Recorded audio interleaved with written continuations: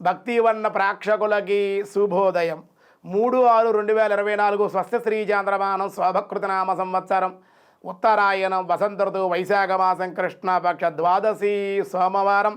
ఈరోజు ద్వాదశి రాత్రి 11:13 వరకు, అశ్విని నక్షత్రం రాత్రి 11:26 వరకు, వర్జన్ రాత్రి 7:34 నుండి 9:03 వరకు, దుర్ముహూర్తం మధ్యాహ్నం 12:23 నుండి 1:15 వరకు, మళ్ళీ మధ్యాహ్నం 2:59 నుండి 3:51 వరకు దుర్ముహూర్తాలు ఉన్నాయి. సూర్యోదయం 5:28, సూర్యాస్తమయం 6:27, అమృతగడ సాయంత్రం 4:35 నుండి 6:04 వరకు, రాహుకాలం ఈరోజు ఉదయం 7:30 నుండి 9 గంటల వరకు రాహుకాలం, శుభ సమయం ఉదయం 6 గంటల నుండి 7 గంటల వరకు శుభకాలం, మధ్యాహ్నం శుభ సమయం 4 గంటల నుండి 5:20 వరకు శుభ సమయం.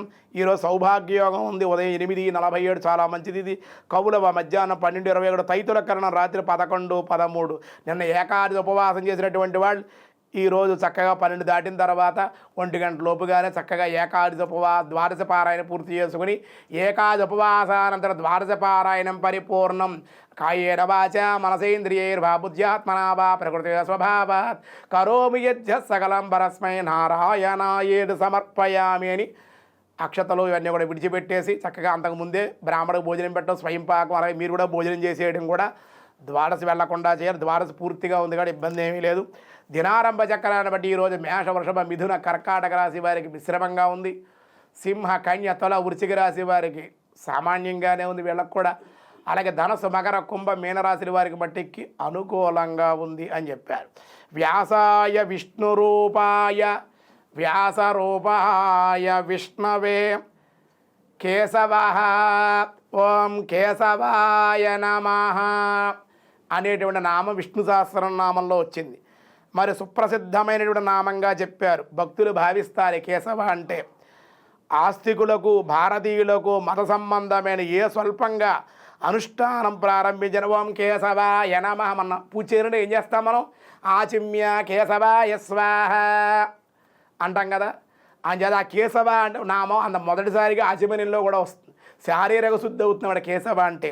అసలు కేశవ అంటే ఏమిటి అంటే కనుక శ్యామసుందరుడును, కేశములలో భాషించేటువంటి వాడును, శ్రీహరి కేశవనామాలతో సుప్రసిద్ధుడయ్యాడు.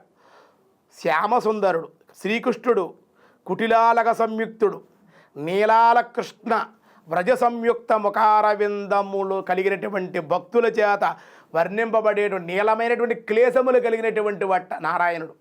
అందుకు కేశవ. అంతేకాదు మరి ఇంకేమిటి, కేసి అనేటువంటి రాక్షసుని సంహారం చేసిన కారణం చేత ఆయన కేశవుడు అయ్యాడు.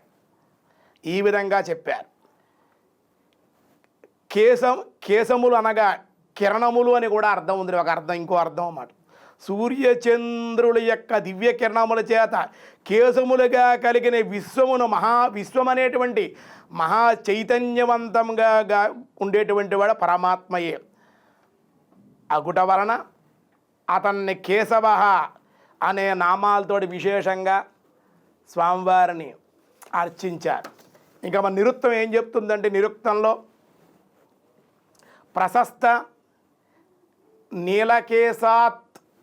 నీలకేశాత్వాత్ కేశవ పరికీర్తిత అంటుందన్నమాట. కేశవ అంటే ప్రశస్తమైననున్నటువంటి నల్లని వంకరులు కలిగిన తిరిగి ఉన్నటువంటి తల వెంట్రుకలు గలవాడు కేశవుడు అని నిరుక్తంలో చెప్పారు. ఇలా నానార్థాలు కేశవ అనే నామం చాలా దివ్యనామం, మహిమాన్వితమైన నామంగా చెప్పారు. అందుకే ఆశీర్వదనలు చేసేటప్పుడు కేశవ అర్చన చేసేటప్పుడు కేశవాయ నమః అని అంటాం అన్నమాట. ఆ కేసి అనే రాక్షసుని సంహరించి ఆయన కేశవుడు అయ్యాడు. నీలమైన కేశములు ధరించినటువంటి వాడు కనుక కేశవ అన్నారు. క్లేశములు అంటే బాధలు తొలగించేటువంటి వాడు కేశవుడు అన్నారు. ఇలా నానార్థాలు ఉన్నాయి. విశేషమైన నామంగా మనకి ఈరోజు చెప్పారు. వ్యాసాయ విష్ణు రూపాయ వ్యాసరూపాయ విష్ణవే. ఈరోజు స్వస్తి. మిగతా విషయాలు రేపు చూద్దాం.